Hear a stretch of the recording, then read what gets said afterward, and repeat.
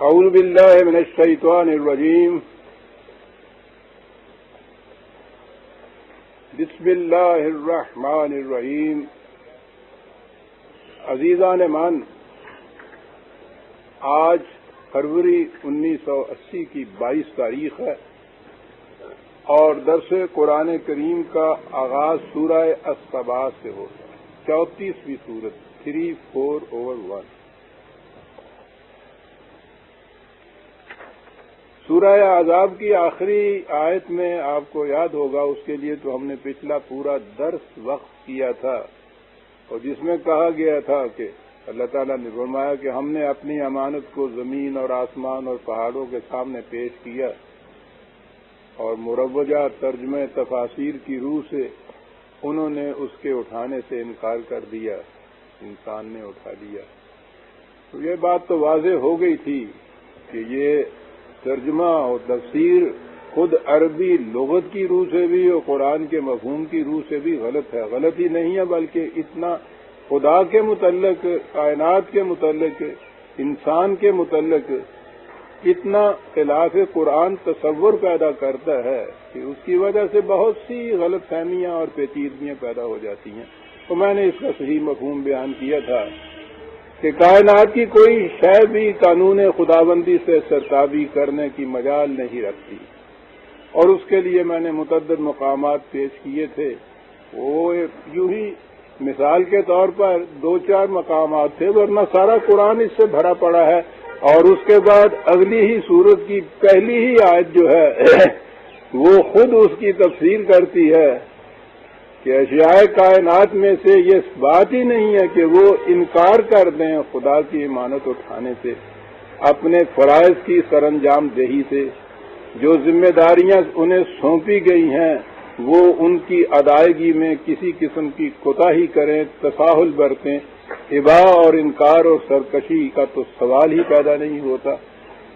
تو وہ میں نے عرض کیا تھا کہ قرآن کریم کی ان صورتوں میں بھی عجیب ربط ہے، باہمی اور ترتیب ہے. آخری آیت وہ تھی اور اس آیت کی صحیح تفسیر اگلی سورت کی پہلی آیت میں ہو جاتی ہے کہ الحمدللہ الذی لہ ما فی السماوات و ما فی الارض. تو یہ خود چیز بتا رہی ہے، پہلی ہی آیت اس کی تفسیر کر رہی ہے. خدا کی ذات وہ ہے. یہ لہو جو ہے، خواہ اس کے معنی ملکیت کے کیجیے یا یہ کہ اس کی پروگرام کے تکمیل کے لیے یہ تمام اشیاء کائنات سرگرم عمل رہتی ہیں، یہ بھی اس کے معنی ہوں گے. تو دونوں صورتوں میں یہ بات ہو گئی کہ اشیاء کائنات میں سے کسی کی یہ مجال نہیں کہ وہ خدا کے عائد کردہ فرائض کی سر انجام دہی میں سرتابی برتے یا تساہل برتے. لہو ما فی السماوات و ما فی الارض. یہ عجیب چیز ہے، اگرچہ یہ قاعدہ کلیہ تو نہیں، لیکن عربی زبان میں عام طور پہ ما غیر جانداروں کے لیے آتا ہے، اور من کے اندر جاندار بھی شامل ہوتے ہیں. من کے اندر تو انسان بھی شامل ہو جائیں گے. تو اس کی تو صورت یہ ہے کہ یہ اس امانت میں خیانت کرتا ہے، اشیاء کائنات نہیں کرتی. تو جہاں ما فی السماوات والارض ہے وہ اشیاء کائنات کے متعلق ہے. آئیں گی ایسی آیتیں کہ جہاں الگ انسانوں کے متعلق ہوگا کہ یہ کیسے سرکشی کرتا ہے. بعض آیات میں یہ ہوگا کہ اشیاء کائنات تو کبھی بھی اس میں سرتابی نہیں برتتی. انسانوں میں سے بعض اس کو تسلیم کرتے ہیں، بعض اس سے انکار کرتے ہیں. تو یہ واقعاتی چیزیں ہیں جو قرآن کے اندر آئی ہوئی ہیں. تو لہو ما فی السماوات والارض ولہ الحمد. یہ جو سلسلہ کارگہ کائنات کا سلسلہ اس حسن و ترتیب سے چل رہا ہے، ایسا عمدہ نظم و نسق ہے اس کے اندر کہ جو لوگ بھی اس کے اوپر غور و فکر کرتے ہیں. آپ کو معلوم ہے کہ حمد کے متعلق میں نے پہلے ہی یہ بتایا تھا، اور یہ بات تو قرآن کی پہلی پہلا ہی لفظ کہہ دیجئے الحمدللہ جہاں سے بات شروع ہوتی ہے، تو حمدیت کے معنی، حمد کے معنی عام جو ہم تعریف کرتے ہیں کہ سب تعریف خدا کے لیے ہے، یہ تعریف کرنا اس کے معنی نہیں ہوتا۔ اس کے لیے تو مدح کا لفظ الگ ہے، ثنا کا لفظ الگ ہے۔ یہ حمد ہوتا ہے کسی شاہکار، کسی کھانے یا تخلیق کرنے والے کی شاہکار جو تکمیل تک پہنچا ہو اور اتنا حسین اور منفعت بخش ہو کہ اسے دیکھ کر بے ساختہ زبان کے اوپر جو تحسین کا نعرہ بلند ہوتا ہے، بے ساختہ جو چیز نکلتی ہے کہ واہ واہ کیا کہہ دیا، صرف اسے الحمد کہتے ہیں۔ تو اب یہ کارگاہ کائنات جو ہے اس میں غور کیجئے تو اس میں آپ کو یہ حمدیت ہی نظر آئے گی، لیکن اس میں ایک لفظ ہے فی الآخرت، بڑی عجیب چیز قرآن کہہ گیا ہے۔ بہت سی چیزیں ایسی نظر آئیں گی آپ کو کائنات میں جسے آپ دیکھیں گے کہ صاحب اس سے تو شر ہی پیدا ہوتا ہے، تکلیف ہی پیدا ہوتی ہے۔ وہ سانپ کے متعلق کون کہے گا کہ اس کو بنا کے اللہ تعالیٰ نے، سبحان اللہ کیا بات ہے صاحب، اس نے سانپ بنایا؟ تو نظر بظاہر یہ چیزیں آتی ہیں کہ ایسی چیزیں بھی ہیں، یہ بھیڑیں ابھی گرمی آ رہی ہے نکلیں گی، یہ ان چیزوں کو دیکھ لیجئے گا۔ یعنی اس قسم کی چیزیں ہمارے ذہنوں میں تو یہ ہے نا کہ جنہوں نے کبھی ان پہ غور نہیں کیا، تحقیق نہیں کی، تخلیق نہیں کی، کہ صاحب یہ تو ان کا تو فائدہ نظر نہیں آتا، وجود اس کے کہ وہ بوتھا سجا دیں تے سپ لڑ جائے تو اسی ویلے مر جاتا ہے بندہ، ہمیں تو اتنا ہی پتا ہے۔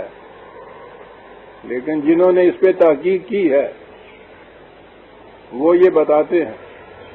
اگلے ہی دنوں یہاں ہمارے یہاں پاکستان ٹائم میں ایک محقق کا ایک آرٹیکل نکلا تھا جس میں اس نے سانپوں کی قسمیں بھی گنائی تھیں، اور اس نے کہا یہ تھا کہ یہ ٹھیک ہے ان سے اپنی حفاظت کا سامان کیجئے لیکن ان کو تلف نہ کیجئے، اور اس نے بتایا تھا کہ یہ سانپ کس کس قسم کے کیڑوں کو، جراثیم کو، ان چیزوں کو تلف کرتے ہیں کہ اگر وہ زندہ رہے تو تمہارے لیے کھانے کے لیے کچھ نہ ملے کھیتی میں۔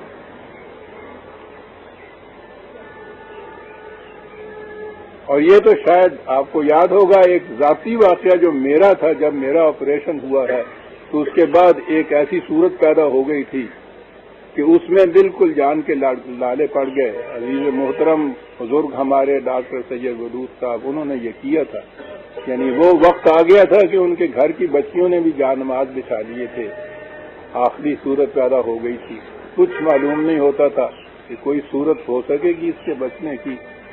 تو اس وقت انہوں نے ایک انجیکشن دیا، آخری چیز تھی وہ، تو اس سے سنبھالا ہو گیا اور زندگی بچ گئی۔ تو میں نے بعد میں انہیں پوچھا تھا کہ ڈاکٹر صاحب اتنی مایوسی کے بعد یہ کیا چیز تھی جو کارگر ہو گئی؟ کہنے لگے یہ سانپ کے زہر کا انجیکشن تھا جو آخری تدبیر ہو سکتی تھی۔ میرے ذہن میں ہے والا الحمد فی الآخرت، میں نے کہا کیا بات کہہ گیا ہے قرآن۔ یوں ہی نظر بظاہر پہلی چیز جو ہم دیکھتے ہیں تو ہمارے سامنے یہ ایول نظر آتے ہیں، شر نظر آتے ہیں، ان کی خرابیاں ہی نظر آتی ہیں۔ تحقیق کرنے کے بعد یہ معلوم ہوتا ہے کہ نہیں، آپ دیکھیے کہ آخر الامر یہ چیزیں بھی ایول نہیں ہیں، یہ شر نہیں ہے۔ اس نے تو اپنے متعلق کہا بیدک الخیر، اس کے ہاتھ میں تو خیر ہی خیر ہے۔ یہ جو چیزیں ہم جن کو یہ شر کے پہلو میں دیکھتے ہیں، ہم اس کے خیر کے پہلو تک پہنچتے نہیں ہیں۔ تو یہ جتنی چیزیں بظاہر ہمیں شر نظر آتی ہیں، ان کو ذرا آگے چل کے دیکھیں تحقیق کے بعد تو یہ خیر ہوتی ہیں۔ اسی طرح سے یہ انسانوں کی دنیا کے اندر بھی جو یکسر شر نظر آتا ہے، استبداد ہے، استہلاک ہے، یہ سلب و نہب ہے، یہ ایکسپلائٹیشن ہے، یہ ظلم ہے، ظاہر نظر آتا ہے۔ عام طور پہ لوگ کہتے بھی ہیں کہ صاحب وہ خدا اگر ایسا ہی عادل ہے، خدا ایسا ہی قادر ہے تو ان کو روک کیوں نہیں دیتا؟ اس نے اس کے لیے ایک نظام بنا رکھا ہے ایک مہلت کا وقفہ ہوتا ہے، اور یہ بھی اس کا خیر کا پہلو ہے کہ وہ فوراً گلا نہیں دبا دیتا کہ ذرا سی غلطی ہوئی اور ختم کر دیا اور ہلاکت کر دی. وہ مہلت کا وقفہ دیتا ہے، اس دوران میں اس کو یہ اس عمر کی گنجائش دیتا ہے کہ اپنی اصلاح کر دو، بچ جاؤ گے. وہ فوراً تباہ نہیں کرتا ہے، وقفہ دیتا ہے. لیکن اگر اس سے کوئی عبرت نہیں پکڑتا، اپنی اصلاح نہیں کرتا، جسے کہتے ہیں پلٹ کے صحیح راستے پہ نہیں آتا، تو پھر رفتہ رفتہ وہ ایکیومولیٹو ایفیکٹ جو ہے اس کا، وہ بارے گڑھا اتنا زیادہ بن جاتا ہے کہ پھر وہ اس کی تباہی اور موت کا باعث بن جاتا ہے.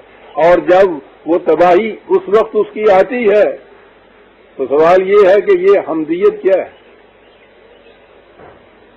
وہ جو آیت ہے اس میں یہ فَقَطِعَ دَابِرَ الْقَوْمِ الظَّالِمِينَ الْحَمْدُلِلَّهِ رَبِّ الْعَالَمِينَ، کہ اس طرح سے خدا نے ان ظالمین کی جڑ کٹ دی. اور دیکھو کہ کس طرح سے حمدیت ہے خدا کے لیے. ظالم کی جڑ کٹ جانا مظلوم کے لیے وجہ حمدیت ہوتا ہے. لیکن یہ فوری نہیں ہو جاتا، اس نے اپنے نظام کے اندر ایک مہلت کا وقفہ رکھا ہے. یہ بھی اس کے خیر ہونے کی بہت بڑی دلیل ہے. اور یہ بات ہے کہ جس کے لیے انتظار کرنا چاہیے، جلدی سے فیصلہ نہیں کر گزرنا چاہیے. انتظار کیجئے. اور یہ پروسیس جو دونوں ہیں، نبی اکرم صلی اللہ علیہ وسلم نے جو کہا تھا اپنے مخالفین سے کہ تم بار بار اس کے متعلق کہتے ہو کہ وہ جلدی سے کیوں نہیں آتا، انہوں نے کہا کہ ذرا ٹھہرو. انی عاملون، آپ اپنے علی مکانتکم، تم اپنی جگہ اپنے پروگرام کے مطابق عمل کرو. انی عاملون، میں اپنی جگہ اپنے پروگرام پہ عمل کرتا ہوں.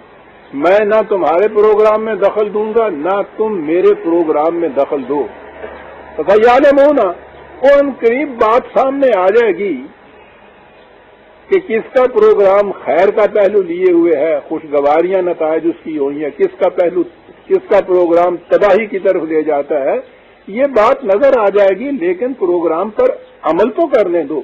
یہ ہے وَالْحَمْدُ فِي الْآخِرِ، پروگرام کے آخر تک پہنچنے کے بعد یہ نتائج جو نکلتے ہیں، جسے پریگمیٹک ٹیسٹ کہتے ہیں، کہ کسی فارمولے کے عملی لیبارٹری میں لے جا کے اس پہ عمل کر کے پھر انتظار کر کے آخر میں دیکھو کہ وہ نتیجہ کیا برآمد کرتا ہے.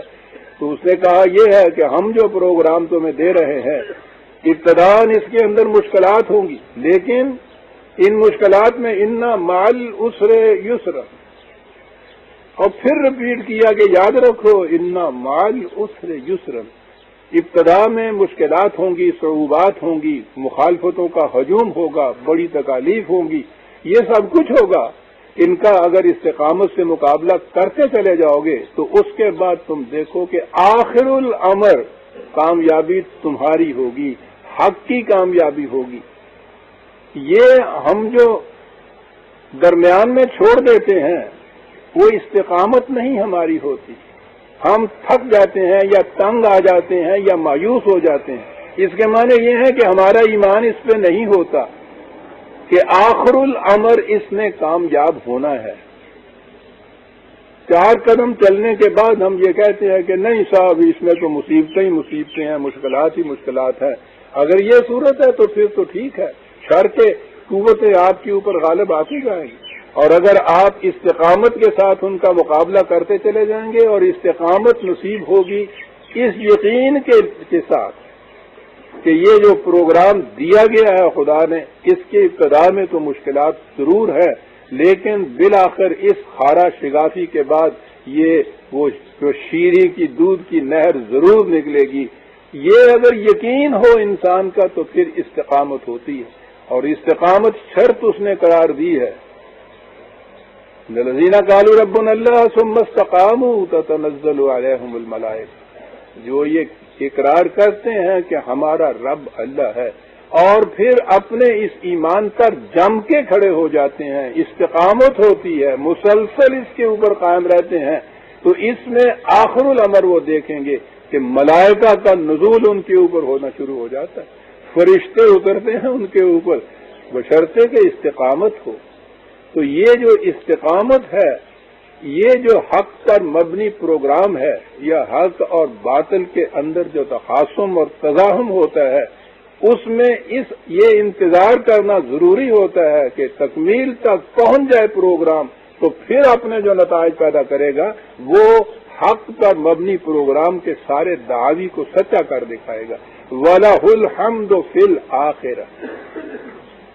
اسی طرح کائنات میں بھی جتنی چیزیں بظاہر نظر آتی ہیں کہ یہ بڑا نقصان دہ ہیں، ضرر رسا ہیں، اس کا تو فائدہ ہی کوئی نظر نہیں آتا، ذرا ان کے متعلق تحقیقات کیجئے تو وہاں آپ کو معلوم ہوگا کہ یہ چیزیں جو بظاہر ہمیں ضرر رساں نظر آتی تھیں، فی الآخرت جو ہے آخر الامر ان کو اگر دیکھیے گا تو یہ خیر کا پہلو لیے ہوئے ہوں گے۔ کائنات کی کوئی شے کسی صورت میں بھی آخر الامر شر کا پہلو نہیں اپنے اندر رکھتی، یہ شر تو ہمارے پیدا کردہ ہوتے ہیں، خدا کے تو نہیں ہوتے۔ جو میں کہا کرتا ہوں کہ میرے ساقی نے عطا کی ہے میں بے درد و صاف، اور رنگ جو کچھ دیکھتے ہو میرے پیمانے کا ہے۔ یہ تو ہم ہیں جو اپنی اجلت سے، بے صبری سے، انتظار نہ کرنے کی وجہ سے درمیان میں اس کو چھوڑ دیتے ہیں، پھر وہ شر غالب آ جاتا ہے۔ اگر تھوڑی سی بھی ہمت اور حوصلہ سے اور صبر سے اور استقامت سے کام لیا جائے تو سوال ہی نہیں ہے کہ باطل حق پر کبھی بھی غالب آ جائے۔ وَلَهُ الْحَمْدُ فِي الْآخِرَةِ، اور وہ اس لیے کہ وَهُوَ الْحَكِيمُ الْخَبِيرُ۔ کیا بات ہے صاحب، اسے معلوم ہوتا ہے، یہ بات نہیں ہے کہ اس نے ایک پروگرام دے دیا ہے اور اس کو معلوم ہی نہیں ہے کہ انجام کار اس کا نتیجہ کیا نکلنا ہے، اور اس نے کہا ہے کہ وہ ٹرائل اینڈ ایرر کی بنا پہ تم ذرا تجربے کرتے چلے جاؤ، وہ غلط نکلے گا، پھر دوسرا تجربہ لے لینا، پھر کوئی دوسرا عمل اختیار کرنا، دیکھ لینا اس کو ٹھیک نکلے گا ٹھیک ہے، پھر کوئی اور صحیح۔ وہ کہے ایسی چیزیں تو کوئی بے خبر تو کر سکتا ہے، جو خبیر اور باخبر ہے وہ سوال ہی نہیں ہے کہ وہ اس طرح سے آپ کو ٹرائل اینڈ ایرر کی بنا پر کوئی تجرباتی چیزیں دیتا چلا جائے، لیکن اس کے ساتھ وہ الحکیم بھی ہے۔ یہ اس کی حکمت کا پہلو ہے کہ اس کے لیے پورا پروسیس گزرنا پڑتا، اس پروسیس سے، اس لیبارٹری کے ٹیسٹ میں سے گزرنا پڑتا ہے، تجربات میں سے، آخر میں جا کر پھر یہ نظر آتا ہے کہ اس خبیر نے صحیح ہی کہا تھا، تو وہ خبیر ساتھ الحکیم بھی ہے۔ کہا یہ دیکھیے تو صحیح، آخر الامر۔ پیشوا افتادہ مثالیں دے دیتا ہے، عرب کا بدو 1400 سال پہلے کا بھی سمجھے، آج کا سائنٹسٹ بھی سمجھے۔ یعلم ما یلج فی الارض وما یخرج منہا، اس کی ذرا کہتا مثال لے لیجئے، مثلا یہی لیجئے، کسان کو دیکھیے صاحب، نہایت اچھا عمدہ دانہ بیج، یعنی وہ اچھا اور عمدہ یہ کہ خاص طور پر وہ سلیکٹ کیا جاتا ہے جو بیج ہوتا ہے، روزمرہ کے کھانے سے بھی بہترین وہ غلہ اور اناج ہوتا ہے جو بیج کے لیے سلیکٹ کیا جاتا ہے۔ اس قسم کا سلیکٹ کیا ہوا غلہ دانے کرتا وہ کیا ہے، باہر جاتا ہے اور مٹی میں ملا کے آ جاتا ہے، اور جیسا کہ میں عام طور پہ مثال میں کہا کرتا ہوں کہ وہ ہر روز صبح جاتا ہے درانتی اور رسی لیے ہوئے، سارا دن اس کھیت میں محنت کرتا ہے، شام کو اسی طرح سے باہر لٹکائے ہوئے جیسے کہتے ہیں واپس آ جاتا ہے، ایک پیسہ بھی اس کو نہیں ملتا، روٹی کا ایک ٹکڑا بھی نہیں ملتا، مشقت ہی مشقت، محنت ہی محنت، بظاہر بلا معاوضہ محنت۔ اب اس کو آخر تک پہنچانے کے لیے کس چیز کی ضرورت ہے؟ استقامت کی ضرورت ہے نا، کہ وہ روز یہ کرے، راستے میں تھک کر نہ بیٹھ جائے۔ اس پروگرام نے اپنا ایک وقت لینا ہے، یہ جو اس نے گیہوں بوئے ہے یہ 6 مہینے کے بعد جا کے اس میں فصل بننا ہے، اب اس کو 6 مہینے تک استقامت اسی پروگرام کے اوپر کار فرما رہنا پڑے گا، روز جانا ہوگا، روز بغیر کسی معاوضے کے واپس آنا ہوگا۔ یہ روز کیوں چلا جاتا ہے کسان وہاں؟ اسے اس پر ایمان ہے کہ اگر میں نے اس قاعدے کے مطابق اس پودے کی پرورش کی تو ایک ایک دانے کے بدلے میں وہ جو مثال کے طور پہ ہے 700 دانے جو ہیں مجھے ملیں گے، یہ اس کا ایمان ہے کہ وَلَهُ الْحَمْدُ فِي الْآخِرَةِ، آخر کار اس کا نتیجہ وہ برآمد ہوگا جو وجہ حمد و ستائش ہونا ہے۔ کہا یہ دیکھ لو، یعلم ما یلج فی الارض وما یخرج منہا، پیش باوقادہ روزمرہ کی مثال کی بات ہے، ورنہ اگر وہ چھوڑ دے درمیان میں سے تو کچھ ملنا تو ایک طرف وہ بیج بھی ضائع گیا نا، اس کا محنت بھی ساری ضائع گئی، اس سے زیادہ شر اور کیا ہوتا ہے؟ اچھا بھلا بیج بھی ضائع جائے، اتنے مہینوں کی محنت بھی ضائع چلی جائے، تو یہ اس لیے نہیں ہے کہ خدا نے یہ شر پیدا کیا ہے یہ اس کا عدم استقامت ہے جس کی وجہ سے وہ خیر شر کے اندر بدل گیا۔ ذرا اور ہمت کرے، تھوڑا سا اور صبر سے کام دے، 4 دن 4 مہینے اور اسی طرح سے محنت کرے، وَلَهُ الْحَمْدُ فِي الْآخِرَةِ، کہتا ہے روزمرہ کی بات ہے تمہاری۔ اور اس سے آگے بڑا نظام وَمَا يَنزِلُ مِنَ السَّمَاءِ وَمَا يَعْرُجُ فِيهَا، کہتا ہے یہ پروسیس تمہاری زندگی کا، تمہاری نہیں، ہر جاندار کی زندگی کا، جانداروں کے اندر یہ پودے نباتات یہ بھی شامل ہیں، ان کی زندگی کا مدار پانی پر ہے۔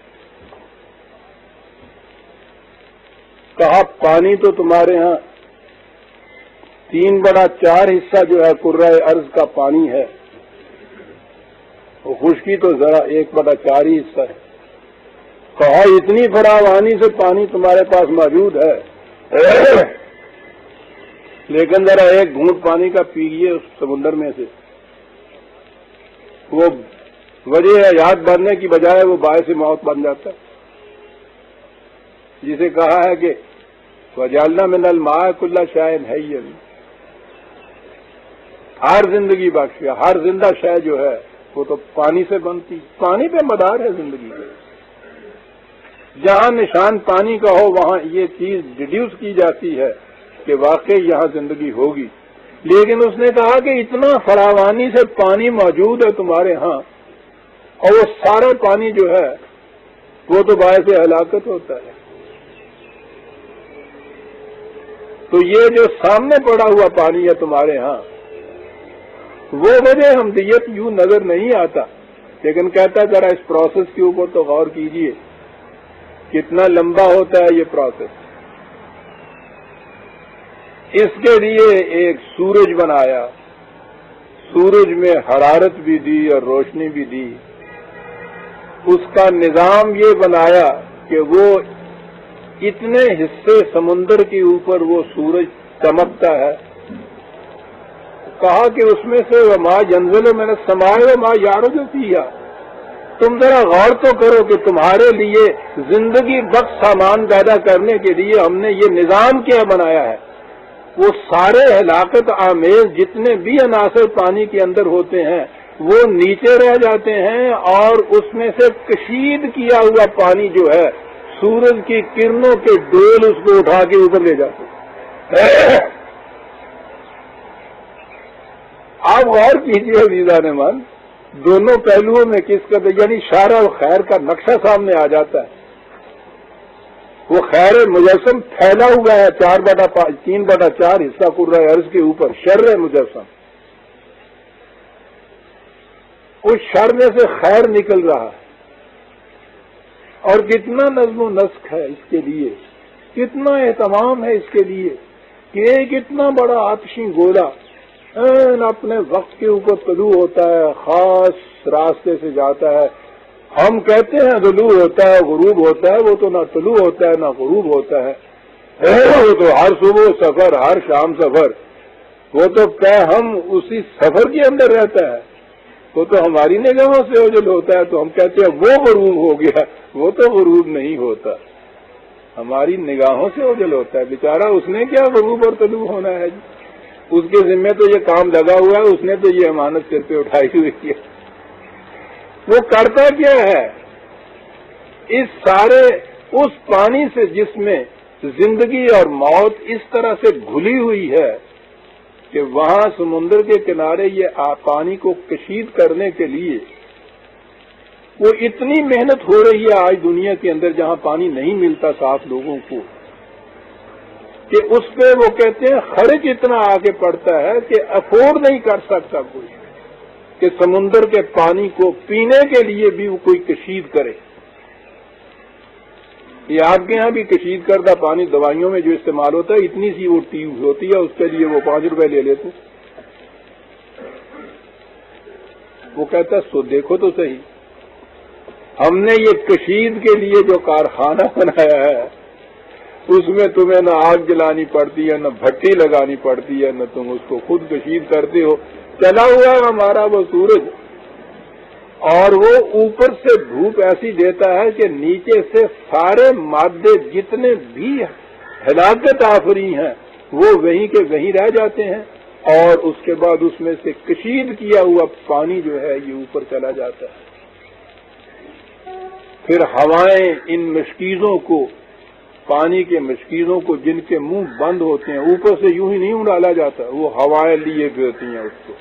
پھر جہاں جہاں ضرورت ہوتی ہے، ہمارا پروسیس ہے کہ وہاں اتنی سی ٹھنڈک پیدا ہو جاتی ہے جس سے وہ اب خراج پانی کے جو ہے وہ بھاری ہو کر تو قطرات کے اندر وہ تبدیل ہوتے ہیں۔ یہ پانی کے قطرات ہیں جو آب حیات بن کر، زندگی بخش پانی بن کر، مقطر پانی بن کر وہ آپ کے لیے آ جاتا ہے۔ اور پھر پروسیس ہمارا جتنا زیادہ ہوتا ہے اس کو ریزروائر ہے پہاڑوں کے اوپر برف کی شکل میں منجمد کر دیتے ہیں۔ وہ کولڈ سٹوریج جو آج کل ہمارے ہاں نکلا ہے، کتنا بڑا کولڈ سٹوریج ہے اس کا بنایا ہوا۔ گرمیوں میں یہ کام ہوتا ہے، وہی سورج کی شعاعیں جو ہیں ان کو پھر پگھلا کے ہمارے پاس بھیج دیتی ہیں، ضرورت کے مطابق ہم لیتے چلے جاتے ہیں، اس کے اندر پھر وہ اس قسم کی چیزیں ملتی ہیں، پھر وہ سارا سمندر میں چلا جاتا ہے۔ یعنی یہ جو ہے جس کو یہ مادے کی کنزرویشن کہتے ہیں، اس میں سے ایک قطرہ بھی کہیں کم نہیں ہوتا، ضائع نہیں ہوتا اس سارے پروسیس میں۔ یہ عجیب و غریب چیز ہے، ورنہ اگر جو باہر آیا تھا پانی، اگر وہ باہر کا باہر ہی رہے تو خواہ اس سے بڑے کتنے اور سمندر کیوں نہ ہوں، اس وقت تک سارے خشک ہو گئے ہوتے۔ وہ سارے کا سارا واپس چلا جاتا ہے دریاؤں کی شکل میں، کہیں زمین کے اندر کنویں کی شکل کے اندر آتا ہے، جس طرح سے بھی ہے۔ وہ کہتا ہے آپ دیکھیے تو صحیح ہے یہ الحمد فی الآخرت ہے یا نہیں، اور یہ سارا کیوں ہو رہا ہے؟ وَهُوَ الرَّحِيمُ الْغَفُورُ،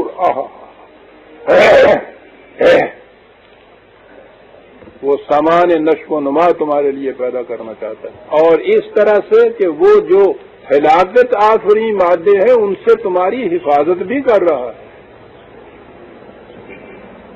اس لیے وہ سمندر میں ہی رہ جاتے ہیں، اور اس کی رحمتیں جو ہیں وہ اس طرح سے کشید ہو کے سورج کی کرنوں کے ساتھ لپٹی ہوئی اوپر پہنچتی ہیں، اور یوں تمہیں زندگی بخش پانی مل جاتا ہے۔ کہا کہیے تو صحیح، فی الآخرت یہ باعث حمدیت ہے یا نہیں؟ ورنہ اگر تم صرف سمندر کے پانی کا یہ ایک چلو بھرو تو وہ تو تمہیں نظر آتا کہ خدا نے تو زہر بھر کے رکھ دیا اس کے اندر کا، مار دیا ساری مخلوق کو۔ کہا اجلت میں تم کہو کرو گے تو یہ نتیجہ نکلے گا۔ اور اس نے کہا نا کہ انسان مرتا اس لیے ہے کہ عاجلہ ہے، صبر نہیں کرتا، انتظار نہیں کرتا، فوری نتیجے پہ پہنچتا ہے، وہ اس کے لیے نقصان دہ ہوتا ہے۔ اور اسی لیے اس نے یہ کہا وقال الذین کفروا لا تأتینا الساعۃ، یہ لوگ جو حق کی مخالفت کر رہے ہیں اور تم انہیں بار بار کہتے ہو کہ یاد رکھو اس کے بعد ایک انقلاب آئے گا اور اس کی روح سے تمہاری تباہی ہو جائے گی، کیوں اپنے ہاتھوں خودکشی کرتے ہو، کیوں تباہی کی طرف چلے جاتے ہو؟ کہتے تو انہیں بار بار یہ کہہ جاتا ہے، اور وہ چونکہ اتنی جلدی وہ انقلاب آتا نہیں، اس لیے یہ کہتے ہیں کہ یہ یوں ہی باتیں ہے جو کوئی کر رہا ہے یہ شخص، ہمارے اوپر انقلاب۔ اور ظالم اور مستبد اور جس کے پاس اتنی بڑی قوت ہوتی ہے اس کے ذہن میں نہیں آتا کہ میں بھی آخر الامر ناکام ہو جاؤں گا اور تباہ ہو جاؤں گا۔ وہ کہتا کون جمع ہے کیڑا ماں لال ہو جائے گا سامنے سے آ گئے بڑے زور سے دھمکی دینا. قوت کا نشہ واقعی شرابی کر دیتا ہے آدمی کو. کہا یہ کہتے ہیں کہ روز دھمکیاں دیتے ہو تم. یہ سب چیزیں پھوکی دھمکیاں ہی ہیں. ہم پہ انقلاب نہیں آ سکتا. ہم نے بڑے انتظامات کیے ہوئے ہیں, بڑی قوتیں ہمارے پاس ہیں, یہ نہیں آتا. کہا یہ کیوں ہے کہ یہ کہتے بھی ہیں اس کے باوجود جلدی سے نہیں آتی. وہ اسی لیے نہیں آتی کہ ہم اپنے اس پروگرام کے اندر اس قسم کی تان آمیز باتوں سے بھی غصے میں نہیں آ جاتے کہ اچھا تو کہتا نہیں آتا, دیکھ پھر آؤں گا کہ نہیں آؤں گا. خدا نے اپنے آپ کو حلیم کہا ہوا ہے. بڑی عجیب چیز ہے. میں نے کہا تھا نا کہ یہ حلیم جو ہے اگلی نسل نے تو شاید حلیم تکیا بھی نہ ہوئے, موکی گیا ہے. ورنہ ذہن میں حلیم ہمارے ہاں وہ آتا ہے کہ وہ رڑکے ہی نہ, بالکل یہ ہو جائے کاتھ مسیدہ ہو جائے جناب, کو دو تماچے بھی مار جائے یا کوئی کچھ نہ کہہ سکے. یہ بات نہیں ہے. خدا کی صفت حلیم ایسی تو نہیں ہو سکتی نا کہ کوئی اس کو تماچا بھی مار دے تو وہ کچھ نہ کہہ سکے. بڑی عجیب صفت ہے یہ. عرب اپنے اس اونٹ کو کہ بھرپور قوت ہو لیکن قوت کے بعد وہ مچل نہ جائے, بلکہ اس کی کیفیت یہ ہو کہ بچے آئیں, کوئی گردن سے لپٹ رہا ہے, کوئی دم کھینچ رہا ہے, کوئی اوپر چڑھ رہا ہے, اور وہ اپنے اسی طرح سے مزے میں بیٹھا ہوا جو گالی کر رہا ہے. یعنی چھوٹی چھوٹی سی باتوں کے اوپر اس طرح سے وہ بفر نہ جائے. جس کی یہ کیفیت ہو نا, جس کا حوصلہ اتنا بڑا بلند ہو, اس کو حلیم کہتے ہیں. تو یہ جو چیز ہے کہ ہم جانتے ہیں کہ روز یہ آ کے اس قسم کے تانے بھی دیتے ہیں, یہ کہتے بھی ہیں کہ لا تو وہ کہاں انقلاب کرتا ہے, یہ کہتے ہیں کہ نہیں آ رہا. قل بلا وربی لتاتینکم عالم الغیب, ان سے کہو بلا آئے گا, وربی میرے رب کی قسم جسے کہتے ہیں, وہ شاہد ہے اس بات کے اوپر کہ آئے گا. عالم الغیب یہ ہے وہ چیز تمہارے سامنے صرف یہی موجود جو کچھ ہے اسی کو تم دیکھتے ہو. وہ اس کے بعد جو آنے والی چیزیں ہیں وہ بھی اس کا علم اس کو ہے, اور اس انداز سے علم ہے اس کا کہ لا یعزب عنہ مثقال ذرۃ فی السماوات ولا فی الارض ولا اصغر من ذلک ولا اکبر الا فی کتاب مبین. غیب کی چیز کے کہا اس کی نگاہوں سے کچھ بھی اوجل نہیں ہوتا. ایک ذرہ کے برابر بھی انسان کی حرکت, اور حرکت بھی محسوس اور مرئی نہیں. وہ تو کہتا ہے کہ خائنۃ الاعین وما تخفی الصدور, نگاہوں کی خیانت اور دل کے اندر گزرنے والے خیالات سے بھی وہ واقف ہے. اور ان تمام چیزوں کو وہ تمہارے ہاں کا جو لیجر ہے اس کے اندر وہ یہ چیزیں ساری درج ہوتی چلی جاتی, ایک ایک چیز. اور وہ کتاب مبین ہے جس میں یہ درج ہوتی ہیں.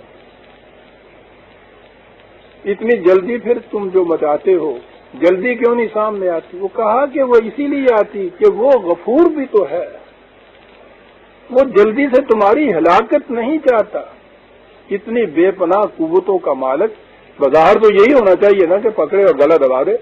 کہتا وہ تو تمہاری حفاظت چاہتا ہے, مہلت دیتا ہے, وقفہ دیتا ہے, بار بار سمجھاتا ہے کہ ٹال دو اس آنے والے خطرے کو. لیکن یہ بات نہیں ہے کہ اگر وہ فوراً نہیں آتا, تمہارے حساب کے مطابق نہیں آتا کہ اب آ جانا چاہیے, اس کے معنی یہ نہیں ہے کہ وہ بے خبر ہے اس سے, یا یہ تمہارے اعمال جتنے بھی جو کچھ تم کرتے ہو یہ نتیجہ خیز نہیں ہو رہے. ایک ایک چیز نتیجہ پیدا کر رہی ہے. ذرہ عمل جو ہے وہ بھی, وہ جو قرآن نے کہا ہے کہ وہ تو میزان ہے, دونوں پلڑوں کے اندر ایک ایک ذرہ خیر کا اور ایک ایک ذرہ شر کا اس میں ڈالتے چلے جاتے ہیں. ایسی عمدہ مثال ہے عزیزان مان یہ کہ وہ پلڑوں کی صورت یہ ہے بھاری پلڑا جو ہوتا ہے وہ جھکتا جاتا ہے. یہ صورت جو ہے جس وقت ہلاکت ہوتی ہے کسی کی تو یہ نہیں کہ دوسرا پلڑا بالکل خالی ہوتا ہے خیر کا. ہلاکت آمیز اس کے جو حرکات ہوتی ہیں انسان کے اعمال ہوتے ہیں وہ زیادہ وزنی ہو جاتے ہیں خیر کے مقابلے میں. وہ جو آج کی ڈاکٹری کی سائنس بھی کہتی ہے کہ جب انسان مرتا بھی ہے تو یہ نہیں کہ اس کے اندر قوت کا ایک ذرہ بھی باقی نہیں رہتا. اس کے اندر قوت توانائی جینے کی صلاحیت ہوتی ہے لیکن یہ جو تباہ کرنے والی چیزیں اندر ہیں وہ اس کے اوپر غالب آ جاتی ہیں. یہ پلڑا شر کا جھک جاتا ہے. اس نے کہا کہ یہ جو چیز ہے یہ تو کتاب مبین ہے. یہ کتاب مبین جو ہے آ گئی بات سامنے جسے ہم اعمال نامہ کہتے ہیں. بڑی عجیب مثال قرآن میں.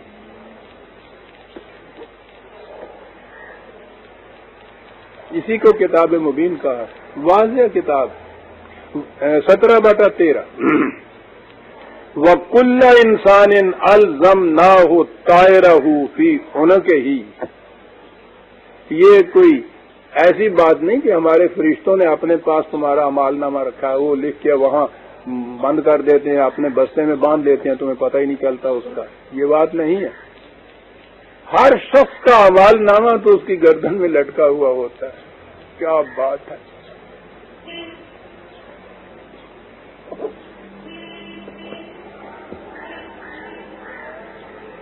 گردن میں لٹکا ہوا ہوتا ہے. بڑی عجیب مثال ہے. وَنُخْرِجُ لَهُ يَوْمَ الْقِيَامَةِ كِتَابًا يَلْقَاهُ مَنشُورًا. فرق یہ ہوتا ہے کہ اس وقت یہ جو اس کا اعمال نامہ ہے یہ کاغذ یوں لپٹا ہوا ہے. وہ ہوتا ہے نا یوں گول کر لیتے ہیں کاغذ کو لپٹا لیتے ہیں تاگا باندھ دیتے ہیں. تو کہتا ہے اس وقت وہ لپٹا ہوا ہے. جب یہ وہ پلڑا جھک جائے گا نتائج پیدا کرنے کا تو اس وقت صرف اتنا ہوگا کہ یہ کھول دیا جائے گا.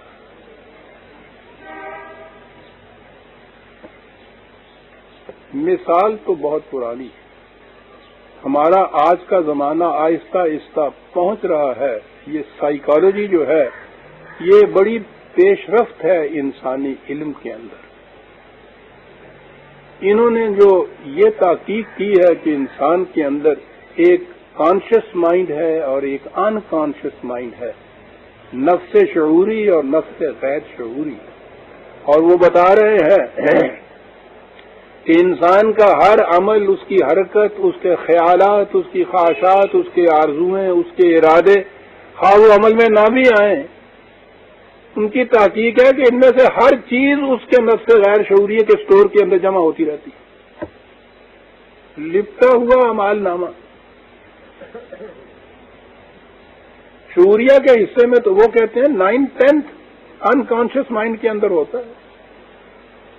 یہ جسے انسان اپنے ہاں بہت بڑا انسان بنائے پھرتا ہے اور شعور و فہم و تدبر وہ سارا اس پروسیس کا 1/10 بھی نہیں ہوتا. اور اس کے بعد انہوں نے یہ بتایا کہ ایک پروسیس ایسا ہے کہ جس کے اندر کیا بات ہے قرآن نے جو آگے کہی ہے. عزیزان من قرآن کے سوا کون کہہ سکتا ہے. قرآن نے کہا ہے کہ یہ نتیجہ سامنے آنے کے وقت میں یجادل نفس عن نفس. انسان کے یہ جو دو نفس ہیں یہ آپس میں جھگڑتے ہوئے آئیں گے. شعوری نفس یہ چاہے گا کہ یہ باتیں جو ہیں سامنے نہ آئیں. وقت وہ آ جائے گا جبکہ یہ غیر شعوری نفس جو ہے اپنے سٹوک کو باہر لانا چاہے گا. یہ اس کو دبانا چاہے گا. کیا بات. عزیزان مان 1400 سال پہلے یہ کہنا کہ یہ دو نفس آپس میں جھگڑتے ہوئے آئیں گے یعنی خدا کے سوا کون کہہ سکتا تھا. اس زمانے میں تو ابھی نفس انسانی کے متعلق تحقیق نہیں تھی کہ جائے کہ دو نفس جو ہیں انکانشیس اینڈ کانشیس مائنڈ یہ کسی کے ذہن میں ہو پھر ان کے اندر تبادلہ. یہ سائیکاٹرسٹ کرتے کیا ہیں وہ جس سے یہ اتنی نفسیاتی بیماریاں پیدا ہوتی ہیں. سارا پروسیس یہ ہے کہ وہ جو نفس غیر شعوری انکانشیس مائنڈ کے اندر دبی ہوئی پھانس ہوتی ہے اس کا کانشیس مائنڈ اس کو پتہ نہیں ہوتا کہ کیا ہے وہ پھانس میری، جس کی وجہ سے تڑپ رہا ہے، دلملا رہا ہے، اضطراب ہے، سو نہیں سکتا، بے چین ہو رہا ہے، وجہ معلوم نہیں ہو رہی۔ وجہ معلوم تو شعوری کو ہونی تھی نا، وہ وجہ چھپ گئی ہوئی ہے غیر شعوری کے اس کے دیوارے کے اندر، وہ اس کے اندر ہے، تہوں کے اندر۔ یہ پروسیس آج کل کا اس کا یہ ہے کہ یہ وہ لمبی بات ہو جائے گی کیسے کرتے ہیں، میں نے خود بھی یہ کچھ کیا۔ آہستہ آہستہ وہ جو تہیں ہوتی ہیں ان کو اٹھاتے چلے جاتے ہیں انکانشیس مائنڈ سے، نیچے وہ جو دبی ہوئی پھانس ہوتی ہے نا، جس کو شعوری نے بھولا چاہتا ہے کہ بھولا رہے، وہ بڑا بدماش ہے یہ شعوریہ، اس کو ندامت ہوتی ہے، اس کو سزا ملتی ہے، یہ چاہتا ہے کہ یہ جرم چھپا ہی رہے، وہ باہر نہیں آنے دیتا۔ یہ کرتے اور یہ ہے کہ اس میں سے پردے اٹھا اٹھا کے ڈگ آؤٹ کرتے ہیں، اور جب بھی وہ بات جس کو یہ چھپانا چاہتا تھا وہ شعوریہ کے اوپر آ جاتی ہے تو یہ کہتا کہ وہ معاملہ تو ہو ہی گیا، قصہ ختم ہو گیا، اسی دن آرام آ جاتا۔ یہ اس دور میں ہمارے ہاں یہ چیزیں آئیں، پروسیس۔ یہ جو قرآن نے کہا تھا کہ دونوں نفس آپس میں تجادل کرتے ہوئے آئیں گے نتیجہ درخیز ہونے کے وقت میں، یہ پروسیس ہے۔ کہا اس نے کہ یہ تو اس کی گردن میں لپٹا ہوا ہے، لیکن انکانشیس مائنڈ کے اندر ہے، لپٹا ہوا ہے ابھی۔ نخرج لہ یوم القیامت، نتائج محسوس طور پہ برآمد آنے کا جو وقت ہوگا اس میں اس کو کھول دیں گے، کتاباً یلقاہ منشورا، لپٹی ہوئی اس کی کتاب کو کھول دیا جائے گا، اور اس کے بعد عزیزان من کہا جائے گا کہ اقرا کتابک، یہ اپنا اعمال نامہ آپ ہی پڑھ۔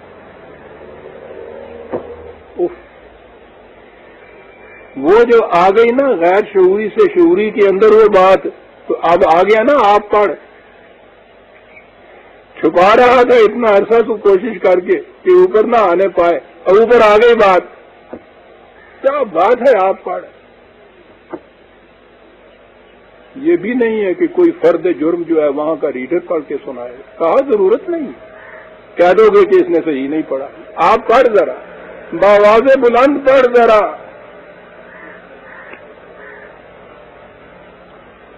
پڑھ لیا، دیکھ لیا، غلطی تو نہیں اس میں یہ بات تو نہیں ہے جو غالب کہہ رہا تھا کہ پکڑے جاتے ہیں فرشتوں کے لکھے پر اکثر آدمی، کوئی ہمارا تو ہمیں تحریر بھی تھا، کوئی سادہ بندہ بھی آگا سی، گواہ بھی آگا سی کہ نہیں، میرا تو انگوٹھا بھی نہیں لگا ہوا۔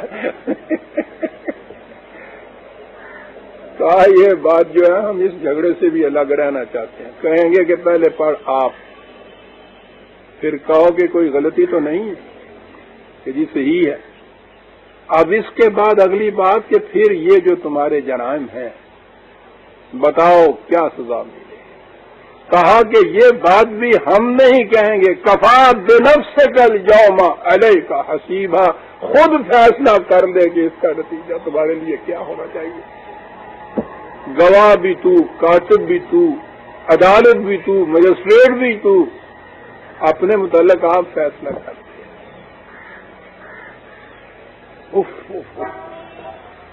17/13-14 الا فی کتاب مبین۔ کہا یہاں تو نگاہوں کی خیانت تک بھی اس کتاب کے اندر لکھی ہوئی ہوتی کہ غلطی یہ ہے کہ تو اس لپٹے ہوئے کے متعلق سمجھتا ہے کہ یہ کھلے گا نہیں، سامنے نہیں آئے گا، اس لیے اس کے اندر اور زیادہ انٹریز ہوتی چلی جاتی ہیں، یہ تو سامنے آئے گا۔ وہ کہا بلا وربی، بڑے زور سے، میرا رب اس کے اوپر شاہد ہے کہ یہ لپٹا ہوا کھلے گا، یہ انقلاب آئے گا، اس سے تم بچ نہیں سکتے۔ یہ بڑی چیز ہے عزیزان من، یعنی جب بھی استبداد کی قوتیں غالب آتی ہیں تو عام طور پر مایوسی چھا جاتی ہے، کہ صاحب اس کا تو کوئی حل ہی نہیں، اس کا کوئی علاج ہی نہیں، اس کا کوئی مداوع ہی نہیں، ہمارے بس کی بات ہی نہیں، یہ مایوسی ہے۔ وہ کہتا ہے اگر تم واقعی حق کے اوپر ہو تو تھوڑا سی استقامت دکھاؤ، تھوڑا سا انتظار کرو، اس لپٹے ہوئے اعمال نامے کو کھلنے دو، اس وقت تم دیکھو گے کہ اتنی بڑی قوتیں جو استبداد کی ہیں کس طرح سے ملیاں میٹ ہو جاتی ہیں تمہارے سامنے۔ ہم تو جڑ کاٹ کے رکھ لیا کرتے ہیں۔ کتاب مبین کاہے کے لیے ہے یہ سب پروسیس؟ وہی لہ الحمد فی الآخرہ لیجزی الذین آمنوا وعملوا الصالحات، تاکہ وہ لوگ کہ جنہوں نے خدا کے قوانین کے مطابق کام کیے ہوئے ہیں ان کو ان کاموں کا اجر اور بدلہ، کچھ لفظ اچھے نہیں ہیں، اس کے فطری نتائج یہ ہے چیز۔ یہ ٹھیک ہے کسان جتنی محنت کرتا ہے جو اس کی فصل آتی ہے کہا جائے گا کہ اس کی محنت کا یہ بدلہ ہے، وہ تو ایک فطرت کا امر چلا آ رہا ہے، دانے سے فصل کا اگنا۔ تو وہ کہا کہ اس لیے ہے یہ سارا جتنا بھی پورے 9 آسمان کا گردش و ماں درمیانہ وہ جو کہتے ہیں یہ ہو رہے گا کچھ نہ کچھ گھبرائے کیا، وہ یہ بات ہے کہ آخر الامر یہ چیز جو ہے یہ طے ہونی ہے، حق نے اپنے مثبت نتائج پیدا کرنے ہیں، تو ہی بے صبرا ہوا چلا جاتا ہے۔ کیا ہے اس کے لیے اولئک لہم مغفرۃ، پہلی چیز تو یہ ہے۔ سب سے زیادہ مایوسی یہ ہوتی ہے انسان اپنے آپ کو ان پروٹیکٹڈ سمجھتا ہے، غیر محفوظ سمجھ لیتا ہے۔ یہ ہوتا ہے نا ظلم و استبداد کا معاشرہ، ہر شخص اپنے آپ کو غیر محفوظ سمجھتا ہے کہ جی اس میں سوال ہی نہیں ہے، جدھر جی چاہے آ کے ہاتھ پا جائے۔ وہ جو بچپن میں وہ آیا کرتا تھا فقیر مانگنے کو، وہ کہا کرتا کہ بابا کریے تامی ڈریے، نہ کریے تامی ڈریے۔ تو اس زمانے میں تو پتہ نہیں چلتا تھا کہ نہ کریے تو پھر کیوں ڈریے، لیکن جس معاشرے کے اندر آپ کے یہاں قانون کی بالادستی نہ رہے اور قانون بھی جو ہے وہ حق پہ مبنی نہ ہو تو اس میں نہ کریے والے تو جو ہیں بیچارے زیادہ ڈرتے ہیں۔ اس نے کہا کہ ہمارے پاس وہ نظام ہے، یہ دیکھیے نا مغفرت تم کہاں آیا ہے،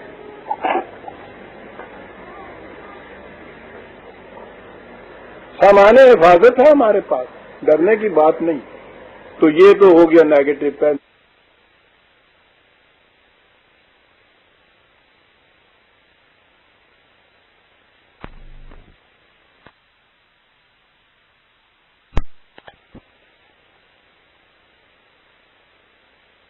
تو آیا تو کس کام کے لیے آیا؟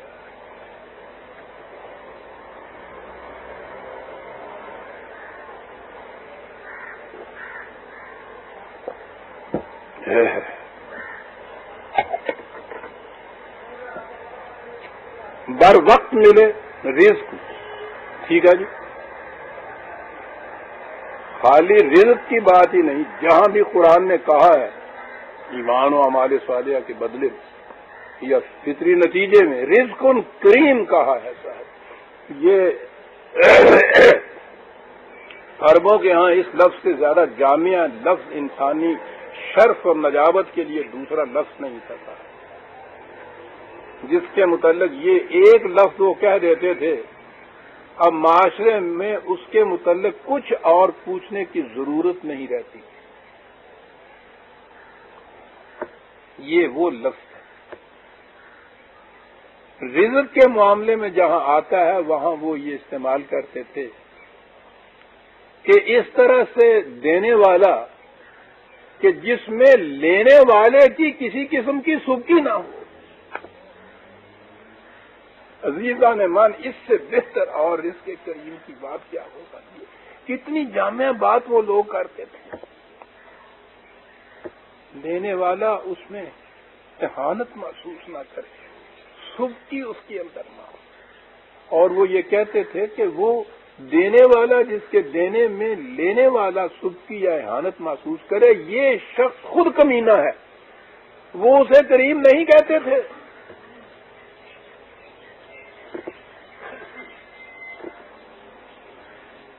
اللہ یہ جو چیز ہے، اس انداز کا ملنا، قرآن نے اسی لیے اس قسم کے رزق کو شخصیتوں سے اوپر لے گیا ہے کہ ہو سکتا ہے کہ شخصیت درمیان میں آ جائے تو لینے والے کی نگاہ جھک جائے، دینے والے کے اندر کچھ تو احساس برتری پیدا ہو سکتا ہے، انسان ہی تو ہے نا، یہ ہو سکتا ہے۔ اسی لیے اس نے یہ چیز کہی کہ یہ انفرادی نہیں ہے۔ انفرادی تو خیرات ہوتی ہے، اور خیرات کے متعلق تو حضور نبی اکرم صلی اللہ علیہ وسلم نے یہ فرمایا ہے کہ دل کی موت ہوتی ہے۔ آپ نے عجیب چیز ہے یہ فرمایا۔ ہمارے ہاں عام طور پہ کہتے ہیں کہ اوپر کا ہاتھ نیچے کے ہاتھ سے بہتر ہوتا ہے، آپ نے کہا کہ غلط ہے۔ دینے والے کے دل کے اندر نخوت اور تکبر پیدا ہو سکتا ہے، لینے والے کے دل کے اندر احساس کہتری اور کمتری پیدا ہو سکتا ہے۔ اس لیے اس میں یہ انفرادی چیز اس نے رکھی نہیں۔ اس نے کہا کہ سارا کچھ جو ہے ایک نظام کے تابع ہے، وہاں جمع ہو، کچھ پتہ نہ ہو کس کا کتنا آیا ہے، اور اس کے بعد ہر ضرورت مند کو وہاں سے ملے، شخصیت درمیان میں آئے ہی نہیں تھا۔ اور یہ وجہ ہے وہ جو دینے والے ہیں، ہاں،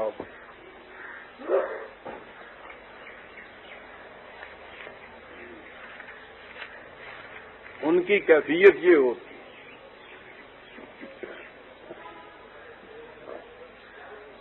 جب وہ کوئی دیتے ہیں تو اس کے بعد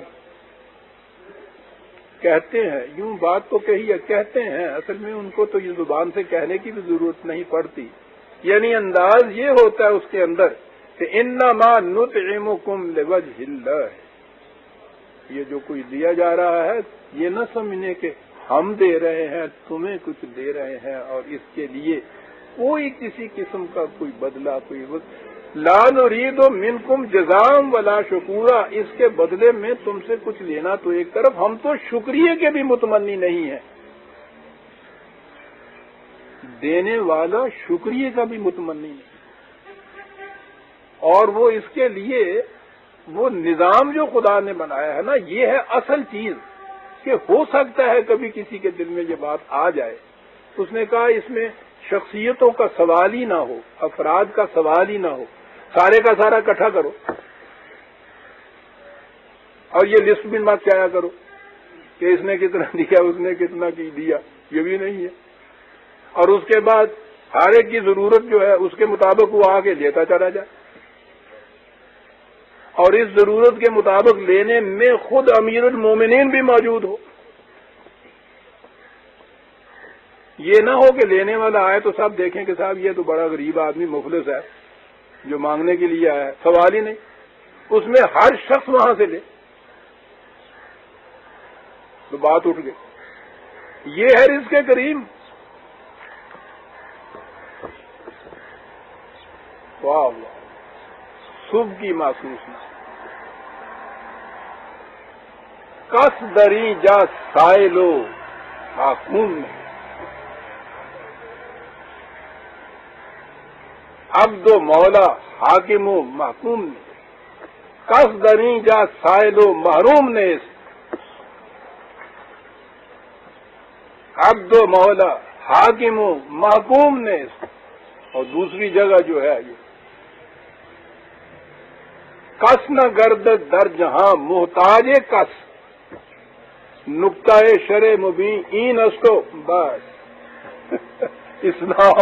اسلامی نظام، یہ سارے شریعت، یہ قوانین، یہ سارا کچھ وہ کہتا ہے اس کی لم، اس کی ٹچ، اس کی علت غائی یہ ہے کہ کس نہ گرد در جہاں محتاج کس، کوئی شخص کسی دوسرے کا محتاج نہ ہو، نقطۂ شرع مبین این نسکو، بس ساری بات عزیزان من احترام انسانیت کے اندر، اصل تہذیب احترام آدم، کوئی ایسا عمل جس میں احترام آدمیت کے اندر فرق آ جائے عزیزان مان، وہ عمل خیر نہیں، وہ عمل صالح نہیں، وہ ایمان نہیں۔ آپ کو یاد ہے میں نے اس درس کے اندر جو یہ بتایا تھا، وہ گورنر جو تھے وسعت، انہوں نے کسی ایک ذمی سے یہ کہہ دیا تھا حدق اللہ، خدا تجھے ذلیل کرے، کہہ تو دیا، اور اس کے بعد جب ذرا سا بھی اس پہ سوچا کہ یہ کیا ہوا، فوراً آگے باب خلافت کے اندر استعفیٰ اپنا پیش کر دیا، رو رہے تھے۔ بڑے بلند پایا یہ تعبیر، یہ وہ تھے جن کے متعلق حضرت عمر نے کہا تھا کہ اگر وہ صحیح عمیر وہ کوفے میں گورنر تھے، وہ کہا تھا کہ وہ اگر میرے قریب ہوتا کتنا اچھا ہوتا، کتنا اچھا میں فائدہ اٹھا سکتا اس کے مشوروں سے۔ یہ وہ شخص تھا۔ وہ آیا، اس نے کہا کہ یہ استعفیٰ دے دیا، رو رہا۔ تو اس نے کہا کیا ہوا؟ سارے صحابہ جمع ہوئے، انہوں نے کہا کیا کہہ رہے ہو؟ کہنے لگے کہ میں نے یہ کہہ دیا ایک شخص کو جو خدا ذلیل کرے۔ کہنے لگے غصے میں ہو؟ کہنے لگے سوال ہی نہیں ہے، جس شخص سے کسی ایک انسان کی کسی پہلو میں بھی تجدید ہو جاتی ہے اسلامی نظام میں، وہ کسی عہدہ کے لینے کا مستحق نہیں ہے۔ سر میں تیرا ہی کہتے رہے، کہنے لگا کہ نہیں سر میں اس کا اہل ہی نہیں، تجھ میں ابھی کمی ہے، جس دن یہ بات نکل جائے گی پھر آ جاؤں گا میں اس کے لیے، نہیں تیار ہوں اتنی سی بات کہنے کی۔ احانت انسان کی ولاقت کرم نہ بنی آدم، خدا کہتا ہے ہم نے ہر آدم کے بیٹے کو واجب التعظیم بنایا ہے، واجب الاحترام بنایا ہے۔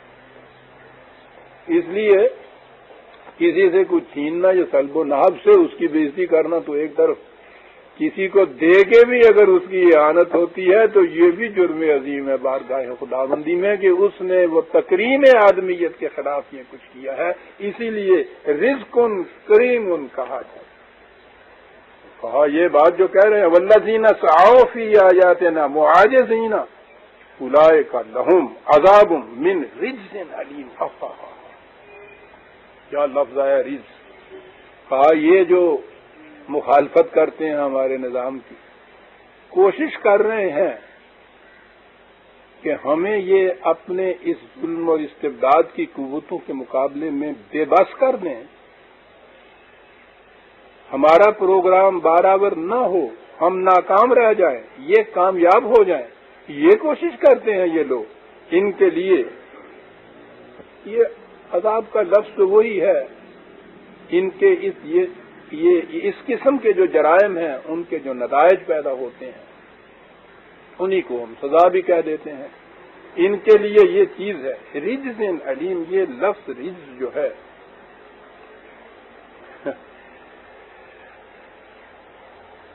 بڑا اہم لفظ۔ وقت تو ہے تھوڑا سا،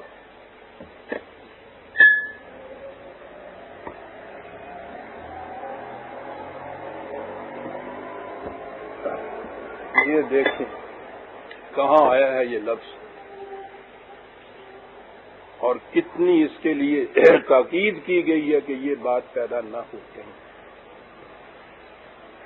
سورہ مدثر وہی 74ویں سورت۔ عزیزان مان کہا جاتا ہے اور نظر بھی کچھ آتا ہے کہ یہ ابتدائی چیزیں ہیں جب نبی اکرم صلی اللہ علیہ وسلم کو منصب نبوت سے فائز کیا گیا، یعنی ایک عظیم پروگرام ان کے ذمے لگایا گیا۔ منصب پہ فائز تو ہم اس احترام کی بنا پہ یہ کہتے ہیں جو حضور کا ہماری ذات میں ہے، خدا کی طرف سے تو ایک اتنا بڑا عظیم پروگرام، اتنا بڑا فریضہ سپرد کیا گیا اس سے، جس سے وہ کہا کہ تیری کمر بوجھ سے ٹوٹ رہی تھی، اس کے اتنا بڑا فریضہ تھا یہ۔ تو نظر آتا ہے کہ یہ اس ابتدائی دور کی آیت، منصب نبوت پہ فائز ہوئے جو کہتے ہیں کہ ابتدائی یہ وحی آئی تھی۔ اگلی آیت ہے، وہ اگلی سورت ہے، یہ ہے سورہ مزمل۔ پہلے میں مزمل کو نہیں لے رہا ہے، وہ 73ویں ہے، اور یہ ہے مدثر۔ اتنا عظیم پروگرام ہے اس کے اندر عزیزان مان۔ یہ 74 یا 74 نمبر کی یہ سورت ہے، اور نظر آتا ہے ابتدائی صورت ہے یہ چیزیں کئی دفعہ آ بھی چکی ہیں، لیکن قرآن کا بھی انداز و تصریف آیات ہے، بار بار چیزیں سامنے آتی ہیں تو وہ اور زیادہ وضاحت سے بات سمجھ میں آتی ہے۔ اور ویسے بھی وہ کیٹس نے کہا ہے نا، a thing of beauty is جائے فار ایور، غالباً اسی نے کہا ہے۔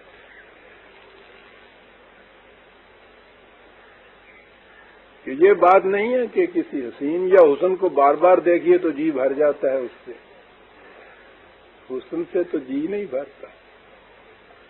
تاج محل کو جب بھی دیکھیے ہر بار اس کی ایک نئی کیفیت سامنے آتی ہے۔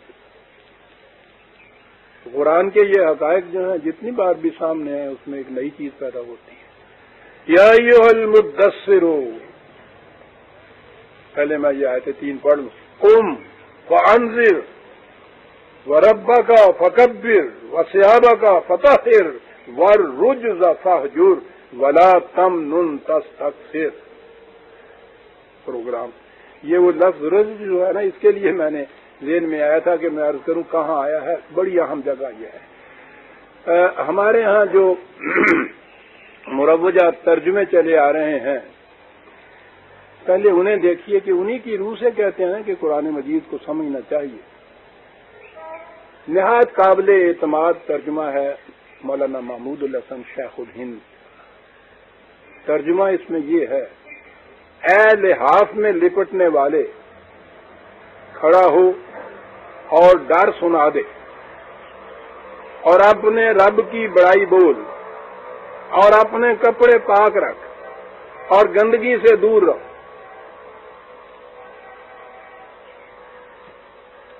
نبی اکرم صلی اللہ علیہ وسلم کو خدا کی طرف سے یہ پروگرام دیا جا رہا ہے،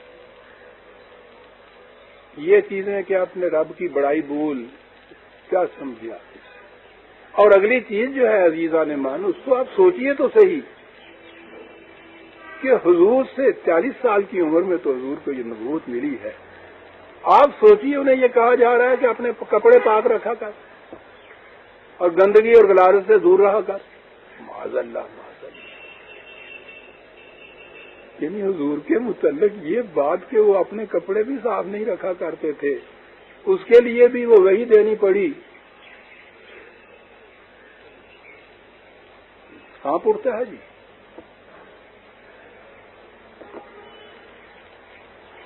یہی تفسیریں ہیں، یہی ترجمے ہیں۔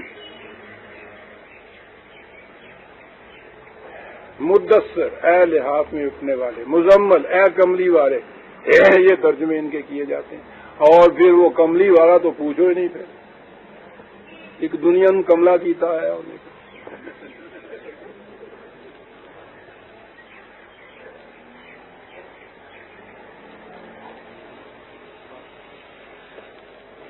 دین شاعروں کے ہتھے چڑھ جائے تو پھر پوچھو نہیں کیا ہو جاتا۔ تو چڑھے گا جب آپ کہیں گے وہ کملی والے ہو کہ جی وہ اللہ کو بڑا پسند آئے تھے آپ، وہ پھر ساتھ جتنے آپ کو یہ فقیر درویش یہ سارے جتنے بھی ہیں وہ سب وہ کملی لیے پھرتے ہیں۔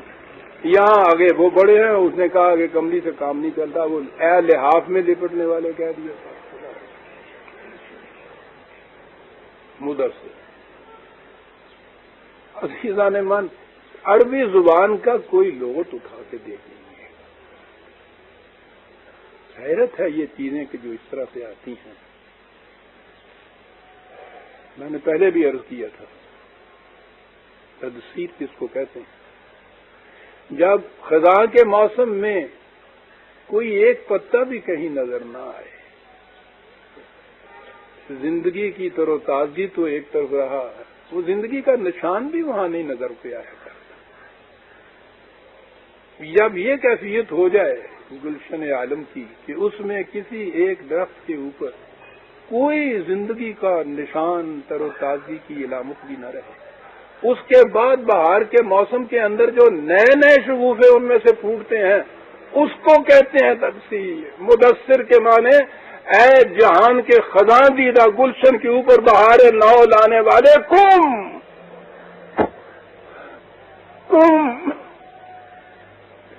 قیامت لپٹی ہوئی ہے اس قم کے اندر عزیزان من۔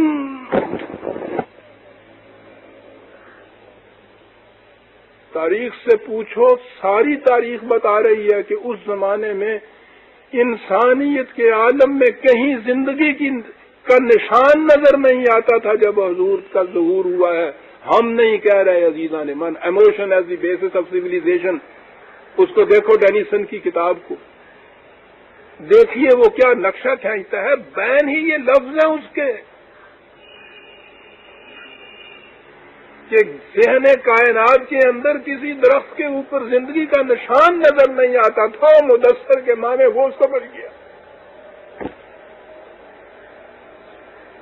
اے اس گلشن خزاں دیدہ پر بہار نو لانے والے، اف عزیزان من، میں سمجھتا ہوں اس سے بہتر نعت کا شعر نہیں ہو سکتا. خدا جب حضور کی نعت میں کہے گا تو وہ اس سے کم کیا کہے گا.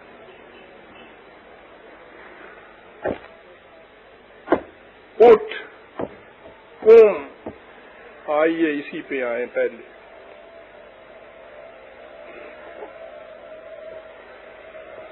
یہ ہے فریضہ ہے رسالت. فریضہ نبوت تو وہ ہے کہ جو پروگرام مل گیا حضور خدا کی طرف سے. میل اس لیے نہیں گیا کہ ان کی ذات تک کے لیے یہ رہے. خدا کے ساتھ مثلا ہم کلامی ہے، باتیں ہو رہی ہیں، اس کی محفل میں گئے ہوئے ہیں، اس کے ساتھ یہ سارے تعلقات ہیں، سب کچھ اپنی ذات تک رکھا جائے.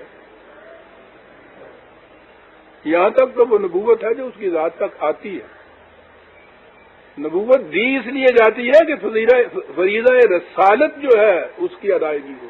اب رسالت ہے انقلاب لے آنا اس کائنات کے اندر. کہا یہ مل گیا پروگرام تمہیں. قوم، اٹھ. قیامت کا لفظ اس کا مادہ بھی تو یہی کاما ہی ہے جس سے تم ہے. قیامت برپا کر دے. اٹھ، یہ کہا قیامت برپا کر دے. یہ جو فرق ہے نا، میں نے کبھی تفصیل میں جا کے تصوف کی باتیں نہیں یہاں کی، وہ بڑی لمبی چوڑی بات ہے. میری کتاب کی کتابت ہو رہی ہے آج کل حقیقت تصوف کے اوپر، جو میں نے اب لکھی ہے، شاید زندگی کی آخری کتاب ہو. اس میں ایک بات جو ایک نقطہ ہے وہ ہے یہاں جو لانے کا اقبال نے جس کو بیان کیا ہے بڑا اہم ہے. وہ کہتا ہے کہ جو کچھ بھی ہے خدا کی طرف سے ملتا ہے تصوف والے کو، جس کو اولیاء کرام کہتے ہیں، صوفی کہتے ہیں، جو کچھ بھی وہ ہوتا ہے، چلیے مانے لیتے ہیں کہ خدا سے ہم کلامی ہوتی ہے، باتیں کرتا ہے، روز خدا کے پاس ہوتا ہے. وہ تو ایسا انداز بتاتے ہیں نا آپ نے جس طرح کٹھے کھیلن ڈے ہوئے ہے کہ گلیاں بھی تھی یار ہوں. وہ کہتے ہیں کچھ بھی ہے لیکن کسی دوسرے انسان کو تو اس سے کوئی فائدہ نہیں ہوتا. عالم انسانیت سے تو اس کا کچھ تعلق اس کی ذات میں ہے. چلو جی بہت کچھ ہے. اسے کہا جائے اگر کہ صاحب ہمیں بھی بتائیے کہ یہ کیا ہے، وہ کہتے ہیں صاحب ذوق ہی بادہ نہ دانی بخدا تانا چشی. بھائی یہ تو نشہ ہے شراب کا، جو پیے گا اس کو تو نشہ آئے گا، جو پیے گا نہیں. وہ سمجھا کے میں سکوں تمہیں کہ نشہ ہوتا کیا ہے.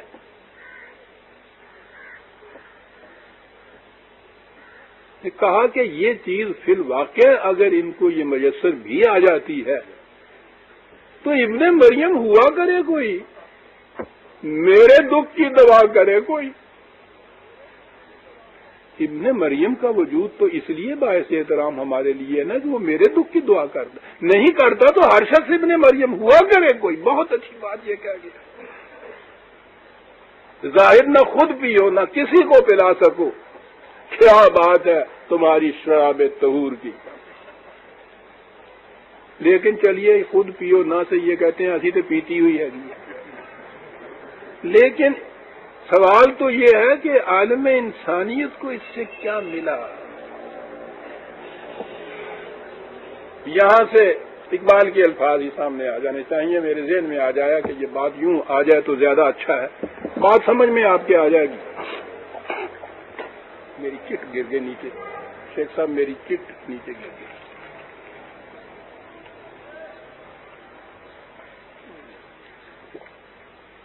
شکریہ.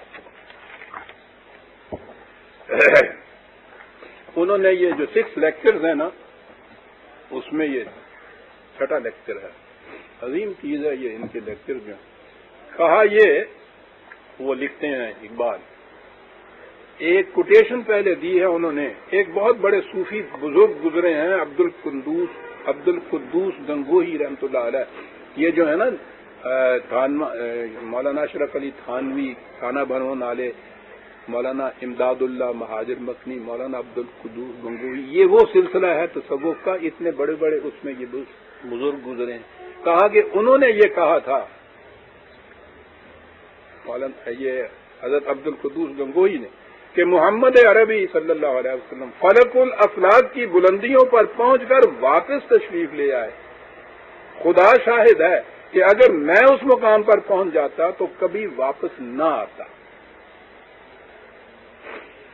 اقبال لکھتا ہے کہ یہ الفاظ ایک بہت بڑے صوفی بزرگ کے ہیں، عبد القدوس گنگوہی کے۔ تصوف کے تمام لٹریچر میں ان جیسے اور الفاظ کا ملنا غالباً مشکل ہے جو ایک فکرے کے اندر شعور نبوت اور تصوف کے اس قدر لطیف نفسیاتی فرق کو اس طرح واضح کر دے۔ بڑی اہم بات کہی، ایک صوفی اپنے انفرادی تجربہ کی تجردگاہ سے واپس نہیں آنا چاہتا، اور جب واپس آتا بھی ہے تو اس کی یہ مراجعت نوع انسانی کے لیے کچھ معنی نہیں رکھتی۔ اس کے برعکس یہ ہے، اب رسالت آئی، ایک نبی کی مراجعت تخلیقی مقصد کے لیے ہوتی ہے، کریٹو پرپز ہوتا ہے اس کے اندر۔ وہ آتا ہے کہ زمانے کے طوفان پر تسلط پا کر تاریخ کی قوتوں کو اپنے قابو میں لے آئے اور اس طرح مقاصد کی ایک نئی دنیا تعمیر کر دے۔ کیا الفاظ! ایک صوفی کے لیے اس کے انفرادی تجربہ کی تجردگاہ آخری مقام ہوتی ہے، لیکن ایک رسول کے دل میں اس سے زلزلہ انگیز نفسی قوتیں بیدار ہو جاتی ہیں، جن کا مقصد یہ ہوتا ہے کہ وہ تمام دنیا انسانیت میں ایک انقلاب پیدا کر دے۔ یہ آرزو کہ جو کچھ اس نے دیکھا ہے وہ ایک جیتی جاگتی دنیا کے پیکر میں متشکل ہو جائے، نبی کے دل میں پیش ہوتی ہے۔ اسی لیے ایک صاحب وحی کے تجربہ کی قدر و قیمت جانچنے کا ایک طریقہ یہ بھی ہے کہ دیکھا جائے کہ اس نے انسانیت کو جس قالب میں ڈھالا ہے وہ کیسا ہے، اور اس کے پیغام کی روح سے جس قسم کی دنیائے ثقافت یعنی کلچر ابھر کر سامنے آ گئی ہے وہ کس انداز کی ہے۔ نبی کا فریضہ یہ ہوتا ہے، اور یہ ہے وہ چیز جس کے لیے کہا گیا کہ قم، اٹھ۔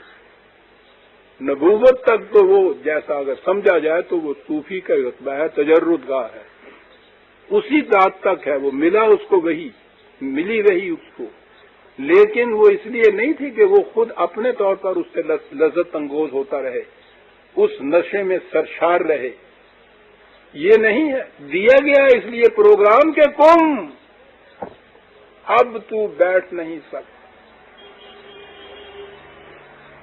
نہیں سکتا، اب اٹھنا ہو، قیامت برپا کرنی ہو۔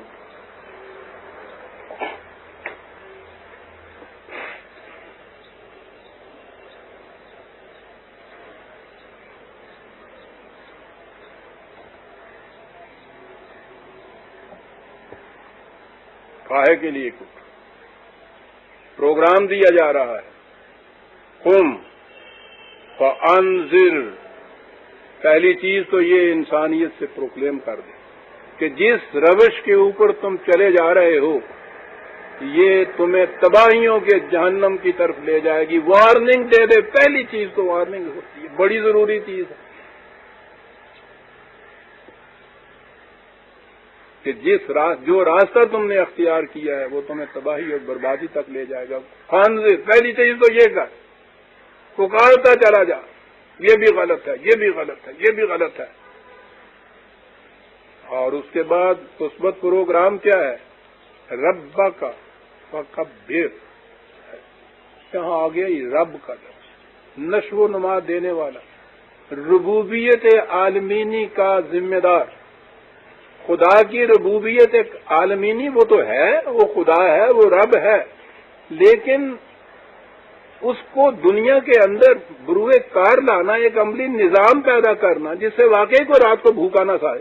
خدا کی ربوبیت خدا تک رہے تو دنیا کے اندر تو لاکھوں انسان بھوک سے مر جاتے ہیں. خدا کی ربوبیت کو کیا کر عزیزان مان، ایک ایک لفظ اس آیت کا میں سمجھتا ہوں ایک ایک درس لینے کے لیے ایک ایک کتاب لکھی جائے گی. ربے کا تو ہے، وہ اس کی ربوبیت خدا بندی تو ہے. فکبر، اس کی ربوبیت کو دنیا میں کبریائی ادا کر کے سب سے اونچے اس کی کبریائی، اس کی ربوبیت ہو. اٹھ یہ کام کر. خدا کی ربوبیت خدا تک نہ رہنے دے، اس سے بھوکے کا پیٹ نہیں پڑتا. سارا دن تسبیح کے اوپر اگر وہ یہ پڑھتا رہے کہ تو رب ہے میرا، تو نشو و نما دینے والا ہے، نہیں پیٹ بھرتا. اس کے لیے محمد کے دست و بازو کی ضرورت ہے. فکبر، اس کی کبریائی کو قائم کر دنیا کے اندر کہ سب سے اونچے خدا کی ربوبیت چھا جائے. اٹھ.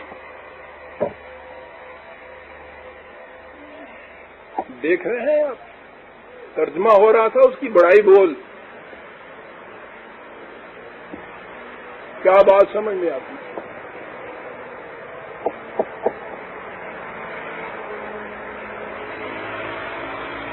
کہا اس کے لیے سب سے پہلے کچھ اپنے اندر بھی تغیر کی ضرورت پڑے گی. دوسرے کو کچھ کہنے سے پہلے سیابہ کا فطہر، جس کے معنی کیا اپنے کپڑے پاک صاف رکھ. ان کو پتہ نہیں عربی زبان میں یہ صوب کے صوبہ جو ہے، جس کو آپ پرسنالٹی یا شخصیت کہتے ہیں، اس کے لیے یہ لفظ آتا ہے.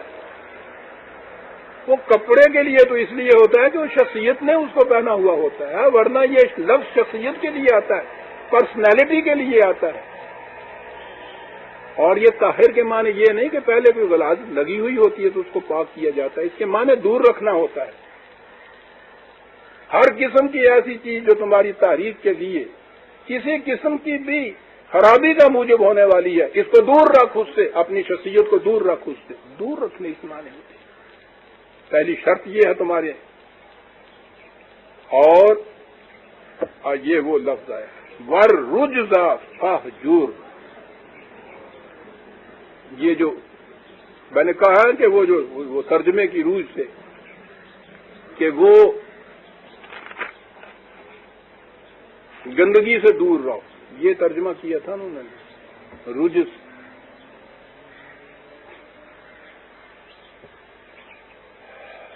اٹھ کھڑا ہو.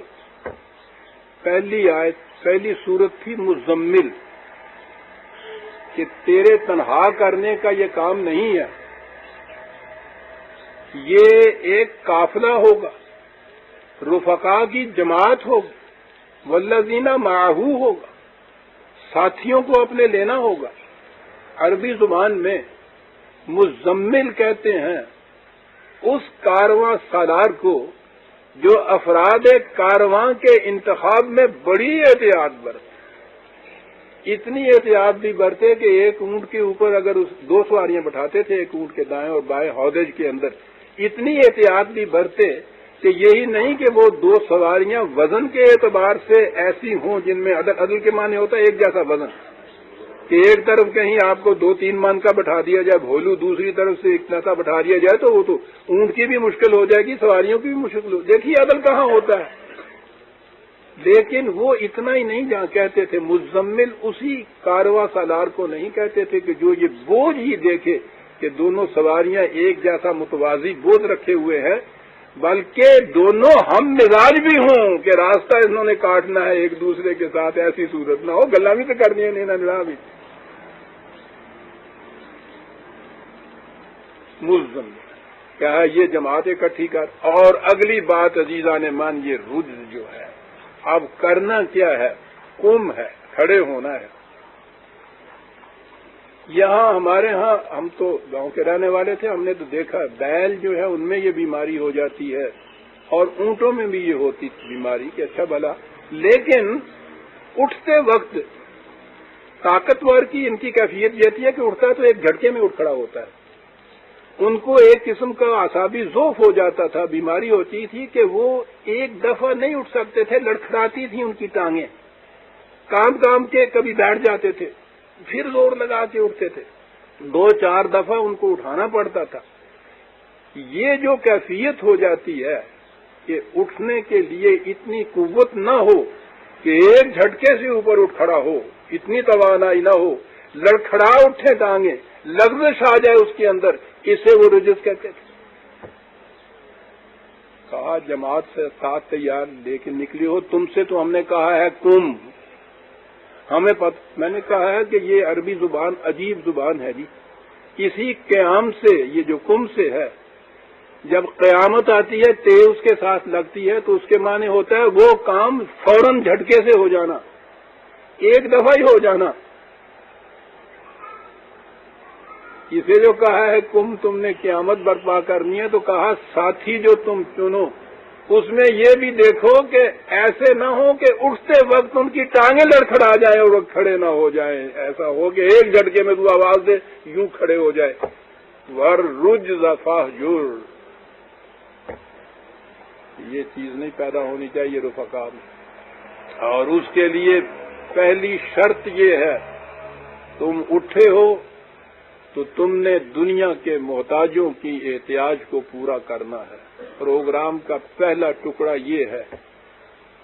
ایسا کرنا ہے تو سمجھا دو اپنے ساتھیوں سے، وَلَا تَمْنُن تَسْتَكْثِرْ، وہ سمجھ لیں کہ یہ جو تم دوسروں کو دے رہے ہو اس خیال سے نہ دینا کہ تمہیں اس کے بدلے میں ان کی طرف سے اس سے زیادہ ملے گا، کچھ نہیں بدلے میں لینا تم. اس طرح احسان نہ کسی پہ کر کے احساس تمہارے دل میں یہ ہو کہ اس سے مجھے بدلے میں زیادہ کچھ ملے گا، خواہ تعریف ہی کیوں نہ ہو، بالکل نہیں. یہ 4 کڑیاں پہلے پروگرام کی ہیں عزیزان مان، اور ابھی صورت باقی ہے. میں نے عرض کیا تھا کہ قرآن نے جو کہا ہے ان کے لیے غلط نظام کے اوپر چلنے والوں کی قوتیں آپ کو بڑی نظر آئیں گی، لیکن جب وہ انقلاب آفریں گھڑی آئے گی تو آپ دیکھیں گے کہ ان کی ٹانگیں لڑکھڑا جائیں گی، یہ کھڑے نہیں ہو سکیں گے اس کے سامنے.